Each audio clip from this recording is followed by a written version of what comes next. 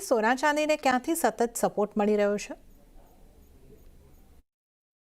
જી, ખાસ કરીને સોના ચાંદીની જો વાત કરી લઈએ તો સતત આપણે જોઈ રહ્યા છે 2 દિવસથી એક રેકોર્ડ સ્તરની પાસે કામકાજ થતું દેખાયું છે. ઘણા બધા કારણો અહીંયા બનતા દેખાઈ રહ્યા છે, જેને લીધે આ તેજી સતત ને સતત આગળ વધતી દેખાઈ રહી છે. નજર કરી લઈએ કારણો પર તો જો 17 સપ્ટેમ્બરે ફેડ જે છે તે વ્યાજ દર પર નિર્ણય લેશે તે ત્યાંથી કઈ રીતે આઉટકમ આવે છે, કારણ કે ઘણા બધા લોકો એવું માની રહ્યા છે કે ફેડ જે છે તે વ્યાજ દરમાં 25 બેઝિસ પોઈન્ટ્સનો કાપ કરશે અથવા તેથી વધુનો કાપ પણ આપણને જોવા મળી શકે છે. એટલે અહીંયા એક ધ્યાન રાખવાનું રહેશે. બીજી બાજુ યુએસના જે જોબ ડેટા નબળા આવ્યા છે એને કારણે સેન્ટિમેન્ટ સુધરતા દેખાઈ રહ્યા છે, સપોર્ટ મળી રહ્યો છે. સાથે જ 11 સપ્ટેમ્બરે યુએસના મોંઘવારીના ડેટા પણ આપણને આવતા જોવા મળશે, તો ત્યાંથી પણ એક ફોકસ રાખવાનું રહેશે કે ત્યાં ડેટા કઈ રીતના આવતા જોવા મળે છે. ટ્રમ્પ ટેરિફને લઈને ઘણી બધી અનિશ્ચિતતા હજી પણ આપણને બનતી દેખાઈ રહી છે. એને લીધે એક ભૌગોલિક તણાવ જે છે તે અહીંયા વધતા દેખાઈ રહ્યા છે, તો તેને સપોર્ટ ખાસ કરીને સોના ચાંદીને મળતો દેખાઈ રહ્યો છે.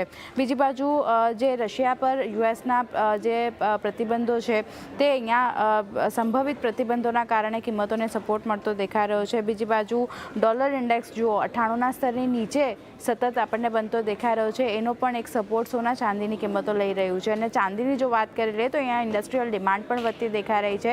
સોલાર ઇન્ડસ્ટ્રીઝ છે, ઇલેક્ટ્રોનિક્સ છે, આ ઇન્ડસ્ટ્રીઝ તરફથી ખાસ કરીને ડિમાન્ડ વધતી દેખાઈ રહી છે અને કારણે ચાંદીને પણ સપોર્ટ મળતો દેખાયો છે.